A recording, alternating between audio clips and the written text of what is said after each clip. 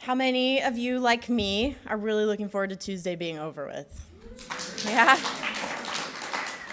Well, we hope it will be over anyway. We were told we'd be kept in suspense. But if Trump loses, how many of you think that the angst and dehumanizing and hatred of other will leave with him? Yeah. If only we could just vote and say no more of that, please. Back in September, Hillary Clinton said you could put half of Trump's supporters into what I call the basket of deplorables. The racist, sexist, homophobic, xenophobic, Islamophobic, you name it. While polls have found some truth in Clinton's assertions, we have to do more than write off these beliefs and people as deplorable if we don't want Black Americans to be 2.5 times as likely as white Americans to be shot and killed by police officers.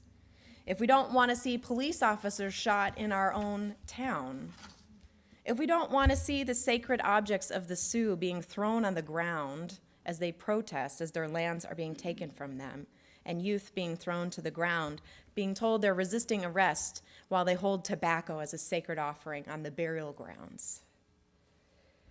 The tide of ignorance and hatred won't go away on its own. If we have our first woman in the White House following our first Black president in the White House, do you really think things are gonna get easier? The backlash against social progress is only gonna be fueled with more fury. And if Donald Trump wins, the backlash against social progress might actually try to reclaim and win some ground. So whichever way the election goes, I'm sorry to say, and to admit, there's going to be anything but relief come Wednesday morning. And while it seems amplified right now, the push and pull that we're talking about is always here among us. And love is always calling us, asking for more justice. There is and always will be work to do. But here's the good news and the bad news. We're never going to bring about peace and freedom for all people for all time. We're never going to bring about right relationships with the land and all of its creatures everywhere all at once. And it's obvious why that's bad news. But let me tell you why I think that's also good news that we need to hear and think about, especially right now before this election. It matters what we tell ourselves is possible. And it matters so much right now about what story we hold. We can't afford to go into despair and make this as easy as black and white, that it's all or nothing, that it's good versus evil. We're at a precipice where racial resentment is both accepted and opposed publicly, unlike other times in recent decades. It's the difference between people being called neighbors and citizens, immigrants and thugs, rapists and terrorists. If we don't want it to succumb to despair when the stakes are so high, then what is it we can do? Because it feels all too easy. I can tell you I struggled hard this week trying to find a message that wasn't of despair. And as it turns out, I had to pull out several pages. I have my second sermon almost done for December. I found things for us not to despair, but to try to find some understanding. When our frontal lobe maybe shuts down in this process because the emotional primitive part of our brain just wants to react as we hear hatred and anger. And we respond sometimes with our own hatred and anger. How is it that we come back to our frontal lobe? I want to offer you some ideas this morning. First of all, do we think, as our hymns sometimes proclaim, that we can turn the world around or build a land where justice shall roll down like water or peace like an ever-flowing stream? These songs drive me nuts, people. They drive me nuts. Even as we were singing, one more step, we will take one more step till there's peace for everyone. I was like, there will never be peace for everyone. Maybe we'll all have a moment of it. But even when my life is peaceful, I still don't always have inner peace. But they drive me nuts, and I wonder if you think we're just naive here, these people who work in the church. Rebecca Parker, a Unitarian Universalist minister and author, frames this beautifully. She asks, what is it that grounds our call to justice work? Is it a dream for the future that someday we can reach that distant land where justice will roll down like waters? She observes that when we solely focus on building a future world, we're saying the world right here and now is just not good enough. It's deficient. We will work and work and work, and when will it ever be enough? When we achieve it, what will be the marker by which we can say, this is good, I have done my part, or I'm doing my part? Our work will never be enough until we've made that world a reality. So we're destined to be exhausted. Our dream won't sustain us. It can become too easy to get tired, hopeless, and just give up. But, Parker says, if we are called to the work of justice by our wonder of life, by the love of the world as it is right now, with its creations, its colorful leaves, its beggars' nights jokes, with the sons and daughters and friends and partners and teachers that we've been gifted to know and love, if that gives us a sense of gratitude and wonder for this world, if hearing that a herd of buffalo ran behind the line at Standing Rock, running behind the line of armed officers, this herd of wild buffalo, which for the Sioux signifies a sacred protector, among other things, if when you saw that, if you saw it on Facebook or you've heard about this, if you experience a sense of wonder, of uplift, of renewed strength, then you may just be like me, someone who is fed by your love of the world right now as it is. Our call to contribute to the world, we can sustain it if all we have to do is look for a place of wonder or love right here and now. This world that's beautiful and sun-drenched, even it is bare-branched and receding. The world needn't be different. Even the grief we feel for how deeply we have loved and lost another can show us how precious it is that we hold this life as it is. Greed, violence, systems of oppression, they don't have to be resolved before we can find a sense of achievement in our work. It is not all or nothing. I don't believe, and it may prove me wrong, but I don't know that we're going to be able to leave the world a better place than we found it. But I know we can try to make our corner better. We can help our schools. We can help ensure that they suspend less youth of color by facilitating peace circles like we do. We can nurture children like we do as parents, teachers, school counselors, social workers. You're sitting among retired juvenile court officers, pediatricians who document children's injuries when they've been abused, coming of age mentors, youth group leaders, RE, religious education teachers, and more. We can support people who are dying by trying to pass legislation that allows them to have some choice about how they will end when they are terminally ill. And we do this. We can work with the city council to assess how is our city measuring up to other cities of our size in terms of our environmental efforts to be a sustainable community. We can volunteer with our children so that we instill our values like we do. We can't eradicate ignorance, hatred, and fear. And we can't throw away deplorables or Trump or his supporters, but we can care about our corner of the world and make it better. And this is meaningful work. As much as I used to hate the starfish flinger story when I was in my 20s and I was full of idealism, I now cling to it that I'm not going to change everything. I can't even fully change myself, despite years of effort, even though I just try to love myself. That remains a struggle. But the times that we can just pick up one among us or the part in ourselves and offer love and help us find our way back home to our union, that matters. We can root ourselves in our love for life while setting realistic goals. And we don't have to drown in the hatred that is around us. We can take some measure of comfort in knowing that a backlash only comes when change is afoot and change is happening. Bowen theory, family systems theory that you sometimes hear Mark and I talk about in this church, it talks about the desire of groups of people to maintain the status quo.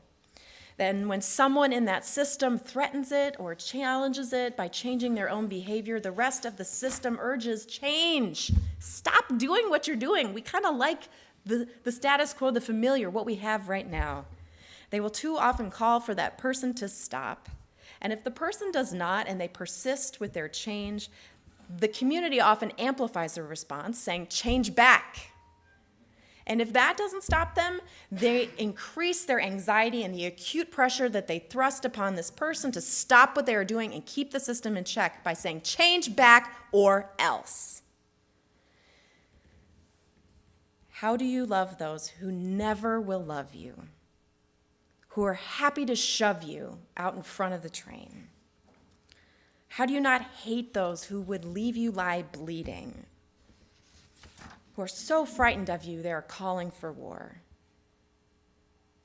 That's what acute anxiety and pressure sounds like when it's saying change back or else. These people are rapists. These people are terrorists. All these people are thugs. That is saying change back or else.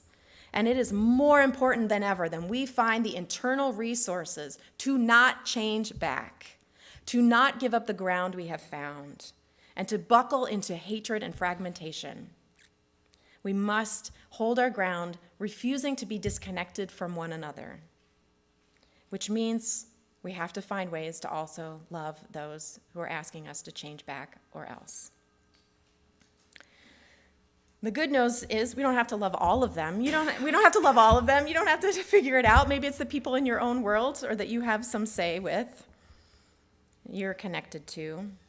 And we don't have to figure out exactly in this moment how we're going to do that, because I don't know how in my own extended family. We don't have to be 100% sure how to do this, because even if we think we figured it out, other people will present changes to us and we're going to have to find ways to adapt. Sharon Welch, a professor of mine from seminary who also writes books on ethics, she likens the work of justice-making and of peacemaking and of love building to improvisational jazz. Because when we dig down into an issue and we think we're going to find the ground of what it is that is actually called for so that we can resolve this issue for all time, what do we find? More issues, right? More interconnections with other forms of oppression and struggle and difficulty. And so we're never going to unearth a solution that will work for all time. Instead, we are asked to continue to adapt. No one has the vantage point that will solve our social problems. We're just asked to be musicians in this improvisational jazz, to keep playing and adapting and listening to the other musicians and agents of change. And right now, we are being asked to adapt. No one thought Trump would be the actual Republican nominee. People laughed about it. But we're being asked to adapt. This election has surfaced the voices of a major portion of our society who are angry about the status quo. And while it sounds like the only thing being said is hatred of other, there is more to the story than that. In an interview on Fresh Air with the author J.D. Vance, the author of Hillbilly Elegy, he shared why his friends and family were supporting Trump. He said that his family has said, well, he points to the problems that we're experiencing, and he makes people listen. Now, Vance is a conservative Republican, but he thinks that Trump is a horrible person. He would never vote for him. And so he's asked people in his community, well, how do you really think that he has answers to solve those problems for you, to fix it and make it any better? And they said, no, but at least he's making people listen. Vance said in another interview, what many don't understand is how truly desperate these places are. And we're not talking about small enclaves or a few towns. We're talking about multiple states where a significant chunk of the white working class struggles to get by. Heroin addiction is rampant. In my medium-sized Ohio county last year, deaths from drug addiction outnumber deaths from natural causes. Deaths from drug addiction outnumbered natural causes. The average kid will live in multiple homes over the course of her life, experience a constant cycle of growing close to a stepdad only to see him walk out on the family. We'll know multiple drug users personally, maybe live in a foster home for a bit, or at least in the home of an unofficial foster, like an aunt or grandparent. She will watch friends and family get arrested, and on and on. And on top of that is economic struggle. From the factories shutting their doors to the main streets with nothing left but cash for gold stores and pawn shops. Trump's candidacy is music to their ears. He criticizes the factories shipping jobs overseas. His apocalyptic tones matches their lived experiences on the ground. He seems to love to annoy the elites, which is something a lot of people wish they could do but can't because they lack a platform. Towards the end of his book, Vance writes, the Pew Economic Mobility Project studied how Americans evaluated their chances of economic betterment, and what they found was shocking. There is no group of Americans more pessimistic than working class whites. Well over half of blacks and Latinos and college-educated whites expect that their children's welfare will be better economically than they have. But among working class whites, only 44% expect that expectation. Even more surprising, it's true. 42% of working class whites, by far the highest number in any survey, report that their lives are less successful than those of their parents. He says there are well-researched tracks demonstrating that upward mobility fell off in the 70s and never really recovered, that some regions have fared far worse than others, including Appalachia and that of many other areas, and the phenomena that I saw in my own life exist across society. My primary aim in this book is to tell a true story about what that problem feels like when it's hanging around your neck. There is more going on here than racism, more than xenophobia. There is suffering, there's anger, and there is fear. Now, Bowen theory helps me in this. It says we can't change other people. We can only change ourselves and how we relate to others. Family system talks about this in terms of triangles in relationships, so let me share this idea with you. So here's a triangle, right? Here's me posting on Facebook on one corner of the triangle, on my father's page. And here are some of my relatives who are vocally supporting Trump on the other side of the triangle. And in the last corner is here will we vote, how will we vote on Tuesday? So we're in relationship with each other. I'm in relationship with my relatives, and they're in relationship with me. I'm in relationship with how I will vote, and they're in relationship with how they will vote. I have no say. Do you see that I do not touch the side that is between them and how they will vote? And so if I set myself up to, I will change their minds, that this relationship will be different. It is a fruitless action on my part. That I have no say over what happens over there. I can only work on how I relate to them and how I relate to what is it that I want to see come out of the election. So, case in point, I got into it with my relatives who were saying that Trump's words were just smut media, and I took the bait. But I also knew I was a minister, and so I should think about it a little bit. Because I'm also on the guidelines committee for ethics among our collegial association around how we should be posting on social media these days. So I paused, I took our own advice and I paused. And I thought about it and I tried to find respect out of my anger. And I posted and I was aggravated endlessly by what people had to say in response. And I thought, what was the point? What was the point of that? Why get so agitated? What did I just do? Well, you know what actually happened when it was over? I was changed. As I paused, I decided I am going to be public about the fact that I am a survivor of sexual assault. And I'm going to see if that has any impact on these people, to know that you're not just talking about random people. You are talking about millions and billions of people, men and women and children, including me, your second cousin. And I decided I would post it on my own page and that I would be public about that and that I would come and preach a service and invite all of you to help cast back the shame that is placed upon survivors of sexual violence. And so my posting, I don't know if it changed anyone over here as far as I can tell, but it changed me. And I offered an invitation to you that I hope opened a door for you in this community for healing as well. I also decided that I would read J.D. Vance's book, Hillbilly Elegy, to try to understand what I hadn't been understanding. I still don't know how to love the comments that I read on Facebook. I don't even know how to read them without losing my mind. But I don't think that's what we have to figure out.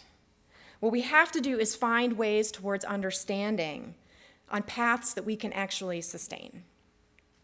I don't think Facebook commentary is the place where I'm going to find the understanding that I'm seeking. So I sought it elsewhere. I sought out this book. I'm seeking out people who can help translate beyond the xenophobia, beyond the fear, beyond the racism, the misogyny, to try to understand what is the anger that is present among us, that it might be changing agent for me, which then changes everything. So may we all find a way forward from this election, a way that makes time for us to embrace our love of life, the song the choir sang. Not just getting online and seeing all the horrible things that break your heart and make you agitated, but actually pursue something that fuels your love of life, that you can be sustained from that place, that when we enter the work of justice and engaging with others who are different from us, that we can do it from a place of curiosity, a place that is willing to be open, a place that is centered in our love of life rather than a love of certainty, a place that then is sustainable, a place that we call our faith.